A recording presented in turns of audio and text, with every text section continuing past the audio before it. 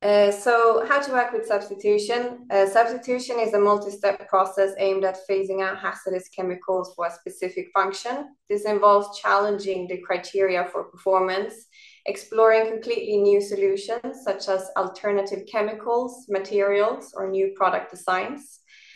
These alternatives should be thoroughly assessed. It's crucial to ensure that the alternatives you introduce are not equally hazardous or worse than the substance you're replacing. Sometimes this process may require developing new alternatives or collaborating closely with suppliers to adapt solutions to your costs. Today, we will delve deeper into the search for alternatives, but I do want to stress the importance of properly assessing these alternatives to ensure their safety and effectiveness. Working with technical requirements and specifications is sometimes underestimated when working with substitution, but it can really help expand the pool of potential safer alternatives. Sometimes we have requirements we haven't thought about if they are necessary or if they can be challenged. And this is, of course, easier for some sectors and applications than others. Textile is a good example where you might have cases where it's nice to have a soil repellency, which is more difficult to substitute when it comes to PFAS as a function. But in cases of oil rig workers and the workers where it's a matter of life and death for the oil repellency to work as intended. So we have less flexibility to challenge those criteria. And just one of many examples, Fidra is a British NGO, and they had a project on phasing out PFAS coating in school uniforms. And they looked into what customers thought about the performance of these said school uniforms with PFAS treatment. And what they found was that customers didn't purchase fewer uniforms, so it didn't seem like the uniforms lasted longer. They didn't wash the uniforms fewer times and hadn't even considered whether these uniforms really were perceived as fresher or not. So in this case, for example, the idea that the use of PFAS was maybe a nice to have turned out to be unnecessary to have, especially since children will be exposed to those chemicals. Functional substitution is something that is included in alternatives assessment, which is a structured method developed specifically for chemical substitution to avoid the use of regrettable substitutes. And this involves comparing potential alternatives from both hazard, function, and economy, providing a more kind of holistic or comprehensive approach to the entire process. So we offer a 4-hour course, which is free in Swedish on this topic, which is available as a recorded session on our website. And additionally, the European Chemicals Agency offers a 6-hour course in English, which is available on YouTube. We are also developing an intermediate course that focuses specifically on this hazard comparison assessment, as this is an area where many of our course participants have expressed the most interest. So we aim to launch this course hopefully in the autumn on a new e-learning platform, which will offer more flexibility and just our traditional long videos. And just the last thing, if you're here, if you're curious, but you haven't started gathering information on PFAS in your supply chain or products, I'd like to just highlight the ChemSec PFAS guide. It's a user-friendly tool that makes it easier to access information about the use of PFAS across several sectors and applications.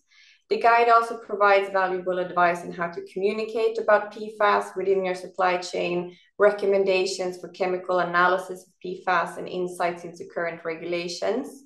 And I know Romain has been working with some of this data, so I'm sure we're going to hear more about it. And with that, I'd like to hand over to our main speaker of today, which is Romain. Thank you. Thank you, Nina. Hello, everyone. So my name is Romain. As Nina said, I'm a PhD student at Stockholm University, and I'm working on alternative assessment and the essential use concept as part of my research. And today I'm going to present you the work I've done on the ZeroPM alternative database, where we try to map out the alternative to PFAS. So, oh, sorry. All right. I hope you can see my screen all right. So before starting, I think it's nice just a reminder of what is the PFAS, what the PFAS issue is. So PFAS is a group of substances that contain in their molecular structure either a fluorinated methyl CF3 or CF2. That's the definition that we took when we built this database. It covers hundreds of different uses in many different sectors, both in consumer products and industrial applications. So that's a work that's been done by Juliana Glugier. It's been published in 2020. It's a database of all the uses of PFAS. But I think you're all very aware that due to their extreme persistence in the environment, several member states in the EU are taking actions to ban uses of PFAS. So here I put three different examples in France, Denmark, and in the UK. And like Nina said, now in the European Union and the REACH, 5 member states, including Sweden, have proposed a restriction to ban all uses of all PFAS. So following all these regulatory actions, within the ZeroPM project, we decided to develop a database that is providing first a list of all the uses of PFAS, the functions that PFAS are providing, and a list of potential alternatives to PFAS, because of course, as you all know, PFAS can be very useful in different applications, and when you start looking for alternatives, the first question you need to ask is what is the function it's providing, and then can try to look for potential alternative. And then for each of the alternatives, as I'm going to present you a bit later on, we try to provide an overview of the hazard of the alternative, a description of the potential loss in performance, and a description of its market availability. But I will come back to that later. So first off, we started to try to identify uses, sub-uses, and applications of PFAS, mainly based on the restriction reports, because we thought that the dossier submitters made a really good literature review on what are the uses of PFAS out there, mainly European focus, of course. And then we complemented this work with the information in the Juliana Glugier database that I've mentioned a bit earlier, and the PFAS guide that Nina just mentioned.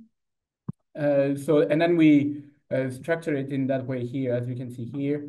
For all use categories, we have several sub-uses that bring a bit more information, and then the applications that are meant to be quite specific. So here you have two examples for fluorinated gases and food contact materials that are like subdivided here and there.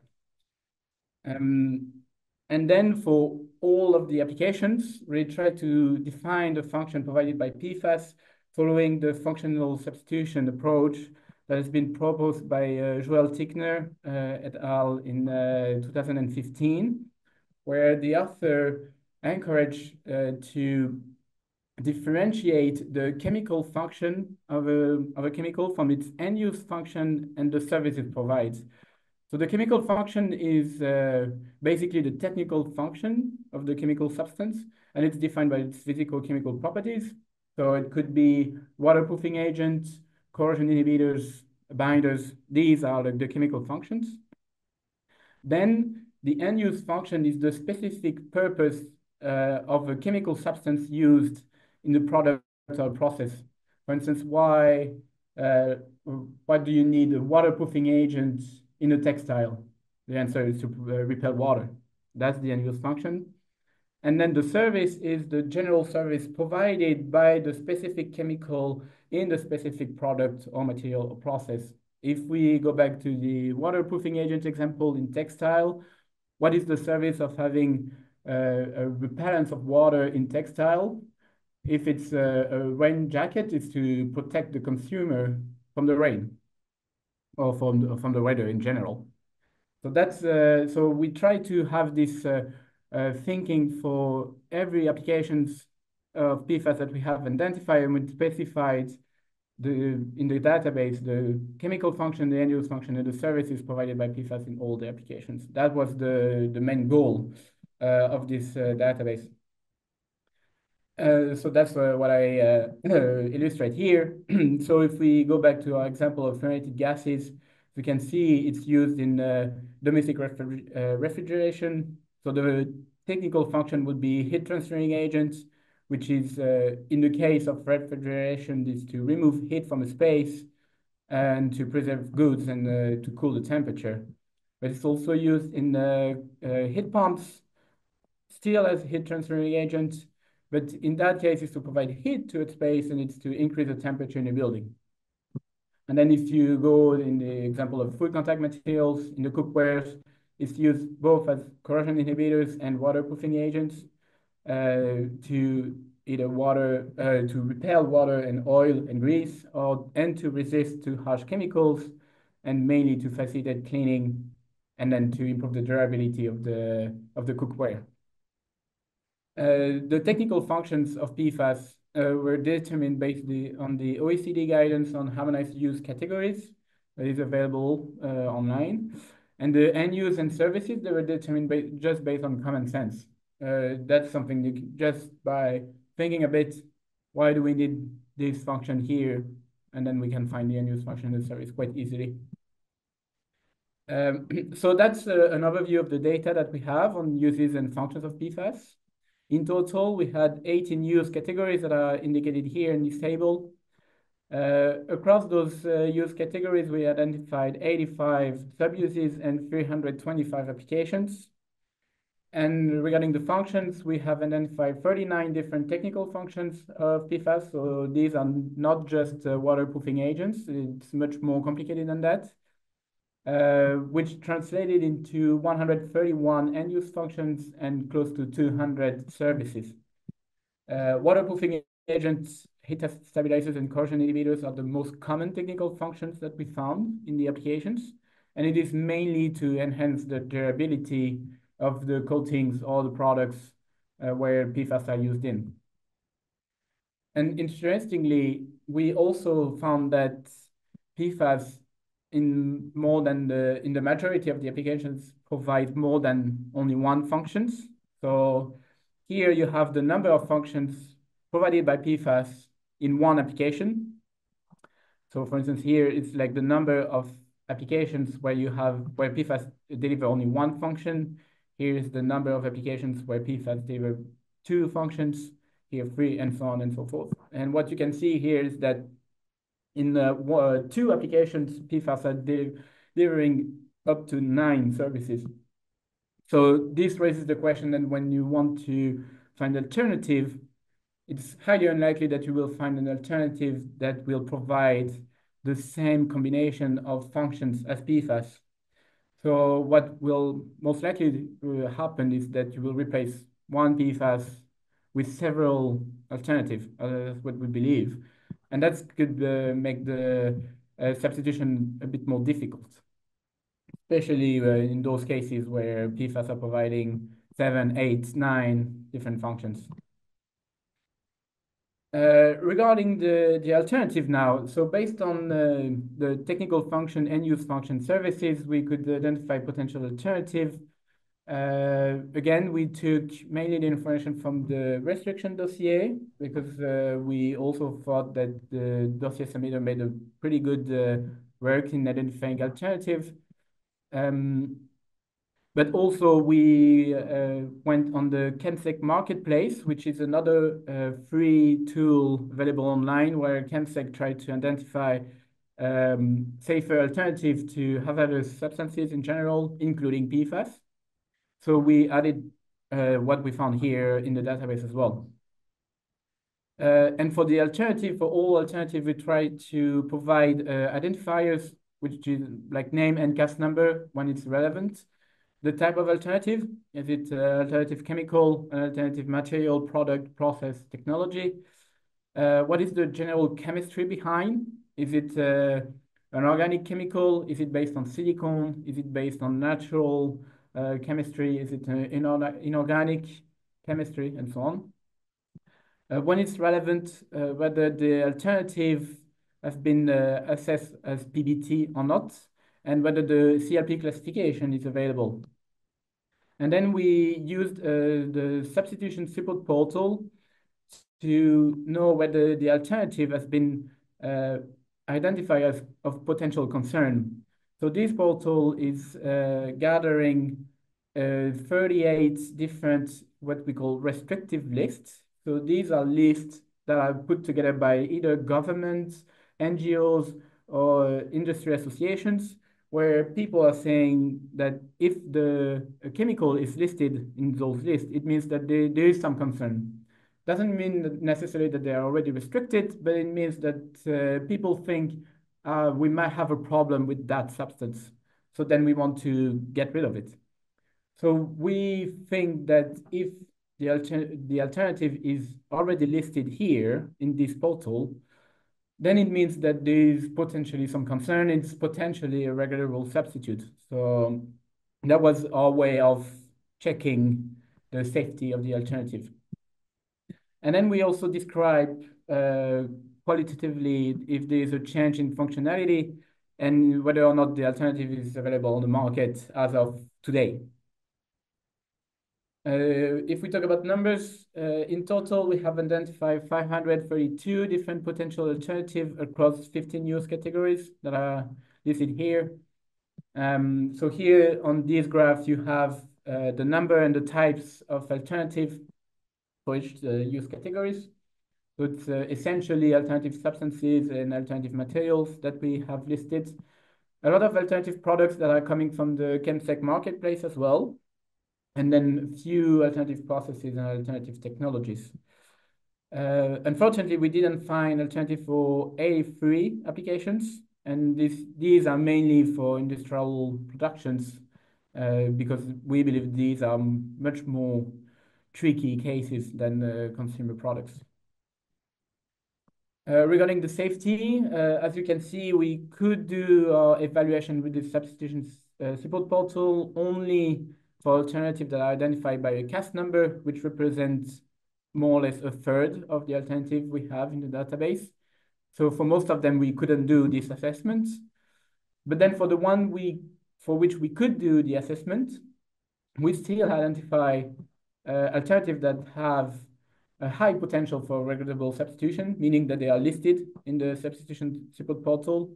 And some of the alternative we have identified are already restricted. So these are obvious regulable substitutes. For instance, we have formaldehyde as a potential alternative. And as we know, formaldehyde is carcinogenic, and it's already restricted in the EU. So it's obviously a regulable substitute. Regarding the substitution potential, we base this assessment on what we know about the loss of functionality and about the availability on the market. So we try to classify the alternative in 4 categories that I've indicated here. So category 1, 2, 3, 4, based on the information we had in the performance and the market availability. And then based on those categories, we could classify the application and differentiate those where the phase out is already possible today from the one where the transition is ongoing. It means that we have an idea of where to go. We have an idea of potential alternative that works in some applications, but not others, in some cases, but not others. So more time is needed to fully implement the alternative. So it's still ongoing. We still need a couple of years. And then we have applications where the substitution is just not possible yet because we just don't know. We haven't found any viable alternative yet. And that's what we have now. So as you can see, for around 25% of the PFAS applications in the database, we have already an alternative that works. So here, again, per use categories. So that's quite helpful in my perspective. And then we have quite a relevant number of applications where Alternatives are coming. It's still ongoing. We still need more time, but it's coming. And then here, this clear blue here are the ones where we just don't know. We just don't have any idea of any potential alternatives. And then the gray bars are the unclear cases, because these are the cases where it was a bit difficult to determine whether the alternatives are viable, are suitable or not. And then if we go back to the essential use concept, so I don't know if you've heard about it before, but in the EU, they want to implement this essential use concept in the decision making by saying that PFAS should be allowed only for uses that are considered essential for society. And what does that mean? It means that these are applications of PFAS where the technical function is needed in the final product, and where the use can be considered as necessary for health and safety or critical for the functioning of society, and for which no acceptable alternatives are currently available. And based on the information in the database, we can already answer to the last question: are acceptable alternatives available or not?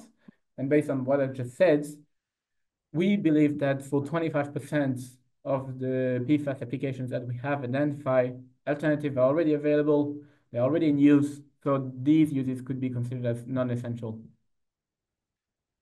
That said, I would say that it's time for a little guided tour of the database, just so they can see what it looks like in practice. So I will just share the website where you can find it. Okay. So you can find the database either on Zenodo or even better on the ZeroPM website.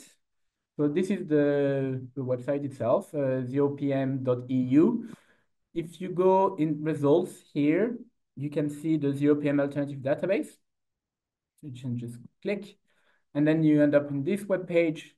And then here you have a background information, a bit basically what I just explained today on the database itself. And then you can download it here. And then the database itself is an Excel table. I don't know, can you see it now? I hope. Can someone just tell me if you can see it? The Excel table. Unfortunately not. No, okay. Then so it's I'm doing it again. Okay. Now you should be able to see it. Super, it works. So that's the database. So it's basically an Excel file with 3 main sheets of data. So the first one is just a README where you have the references and some disclaimers.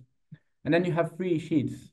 The first one called PFAS, that's where we listed the actual PFAS substances that we have identified. We have identified, I think, 1,500 different substances. And here you have the use categories that are here, the same as showed you before, the 18 use categories, the different sub-uses, applications, and then the substance name, the CAS number, if it's available, the elemental composition, if it's available, and where the information is coming from. So if we take an example, let's say, again, the fluorinated gases. So let's say I'm working with fluorinated gases. I want to know what is the name of the substances in my products. So fluorinated gases, here we have different type of sub-uses. Let's say I'm going in for the foam blowing agents. Foam blowing agents, they're used in different insulation foams, and I'm selling extruded polystyrene foam, let's imagine, okay? Here you have 2 substances here, and if I hit there, with the CAS number and the elemental composition. Then if we talk about functions, if we take the same example, so here you have again use category, sub-use applications, and then the technical function, as I explained, the end-use function, the service, some performance requirements. Sometimes we have the information, not always. And again, the source of information. So if we take our example again, fluorinated gases in as foam blowing agents in the XPS form. So they use as foamant to ensure the expansion of insulating foams, and that's to ensure the thermal insulation for residential and commercial constructions applications.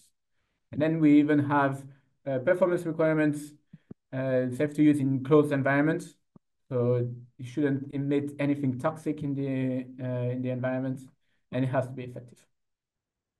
And then for the big question regarding the alternative, again, we have the same three first columns on the use categories, sub-use applications, and then the alternative name, its type. As I said, the general chemistry, whether there is a CAS number available or not. Has it been identified as PBT? Is it classified under the CLP regulations? Is it flagged in the substitution portal, support portal? And then is there any change in functionality, and is it available in the market? And if we go again for the fluorinated gases as a foam blowing agent, it's just basically filtering an Excel table. It's nothing, it's not rocket science.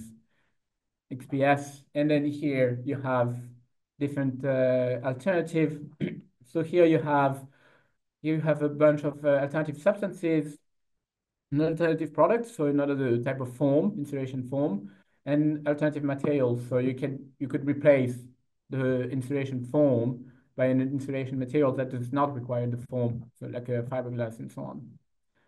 And here a bunch of information. So obviously for alternative materials, there's no CAS number. Those were not assessed for PBT. They are not classified as CLP. This is highly relevant for alternative substances, but as soon as you have another type of alternative, this becomes a bit irrelevant for now. So yeah, so that's basically how you can use the database itself. So of course, the idea here is not to already say, okay, for PFAS used in this application, this is the alternative that will work for sure. It's more of a starting point in the work to substitute uses of PFAS. So we believe that can facilitate the first step of identifying alternative, but then it's important to keep doing the alternative assessment because this is only the beginning.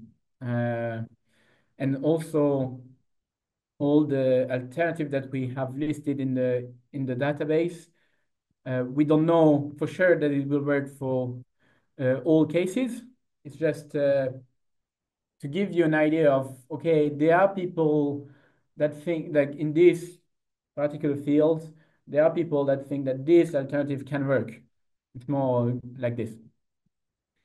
All right.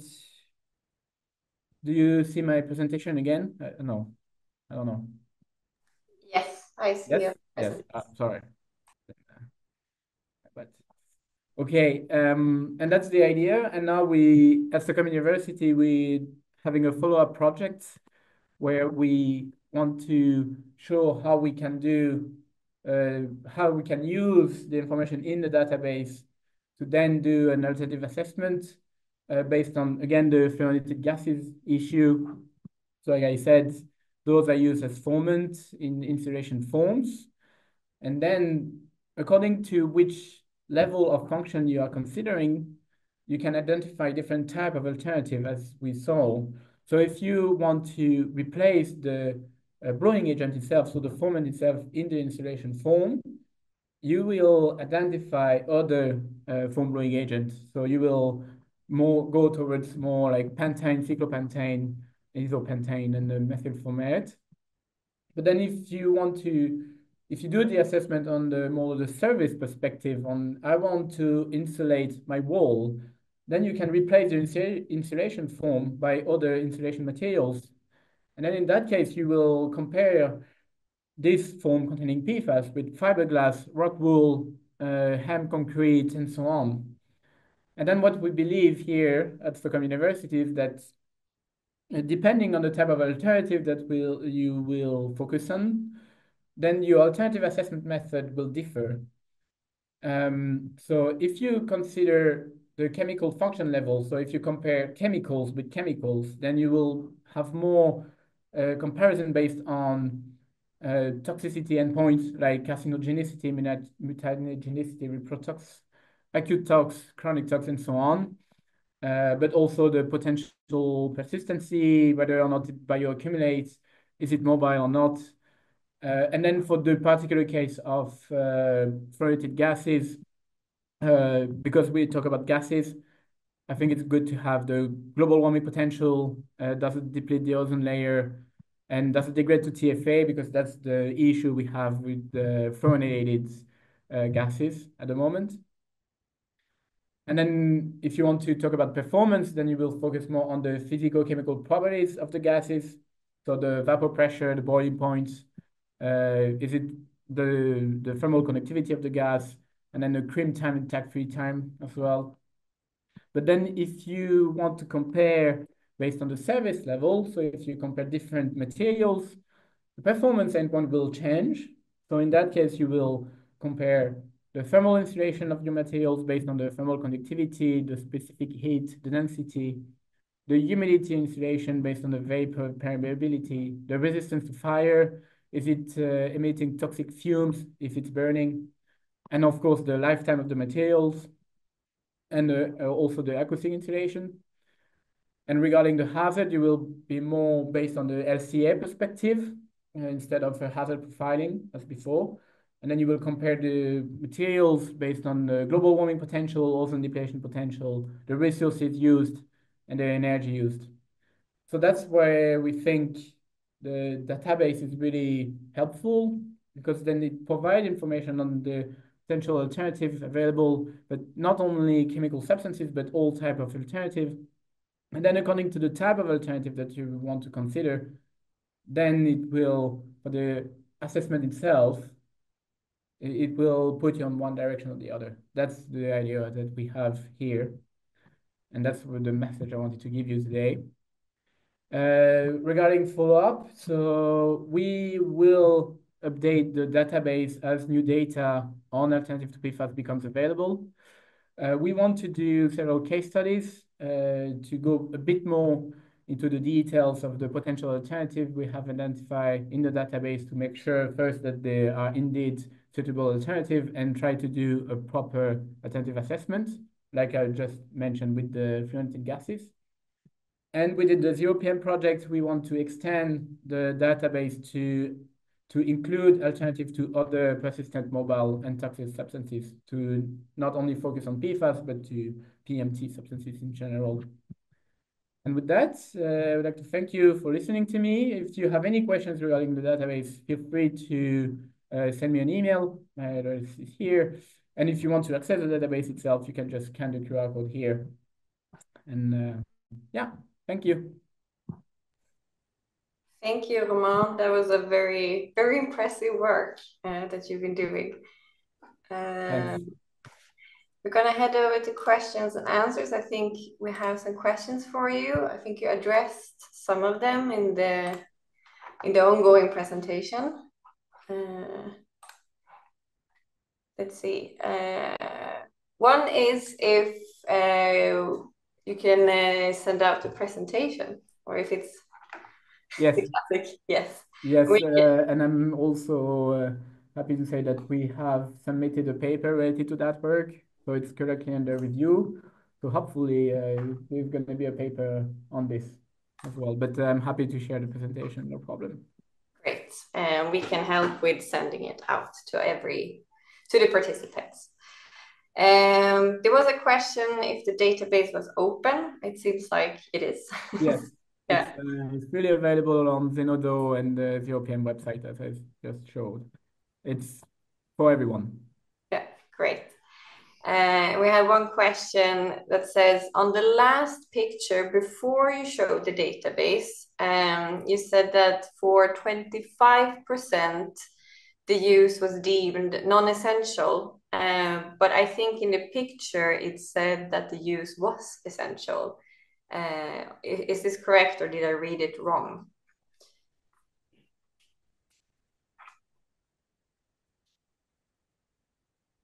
I don't know if You read it correctly. It's my no, you read it correctly. It's just a typo. It meant to say non-essential. Sorry, my bad. Someone had a sharp eye. Yes, yes. And we can change that before sending out the presentation. Yes, I will change that before sending out for sure. Yeah. Thanks for pointing it out. Yeah. And then there was a question about the update, but I think you addressed that as well. So we will try to update it as new information comes to light. We still need to get organized to know how we will do it properly, but that's the goal, yes, to keep this updated as much as possible. That's great. Do you have any other plans forward with finding alternatives to PFAS? Are you addressing certain areas or? Yeah, so at Stockholm University, we are currently focusing on the uses relevant for the green transition. So more related to renewable energies, insulation of buildings, batteries, and so on. So we are focusing on those uses of PFAS and we will use these as case studies to do proper alternative assessment on those specifically. I have one question too here. Is it difficult to find alternative providers or alternatives? How do you reach, or how do you get the information? So that's more what KEPSEC is doing. So unfortunately, we do not have alternative providers. We don't have information on alternative providers in the database. This is more what the marketplace is for from KEPSEC. So like I said, we included the information from the marketplace in the database, but then the user would need to go to marketplace to find the information on the alternative providers. We do not have that information. It's a bit tricky for us actually to find it. It's a full-time job, I believe. I received a question here regarding the cost of alternatives. Do you know if alternatives cost more or less than PFAS ingredients? Was there any data you came across in the? So that's really application specific. So in what I call the market uptake column in the database, we try to give some kind of an idea whether it will be more expensive or not than PFAS. In a lot of cases, it is at the moment. And that's what I don't have data to back that up, but my personal belief is that alternatives in general are more expensive than PFAS, simply because they are not used as much. But I don't have proper quantitative data on that. And I think you mentioned that if anyone's interested, you have another event coming up as well, or presentation. Yes, on that's true. I'm giving a presentation on the case study on the fluorinated gases at Basta Day on the 26th of November, if I'm not mistaken. So I think the registration is open. So if you're interested, I can put the link in the chat I can send it with my presentation, so then you can share it. The link to register if you're interested. It will be focused on the fluorinated gases in the insulation material case. I'm sure there might be some interest in that as well. I don't have any more questions in the chat, so I think this is the time to, if you have any questions, or you said, Romain, that it's okay to contact you directly as well. So I think if there isn't anything that drops in. So I want to say thank you for participating, and also thank you, Romain, for coming here and telling us about your research. It's been very interesting and very important work. Thanks a lot. Thank you. And we will send out the presentations. You will get that by email. Yeah.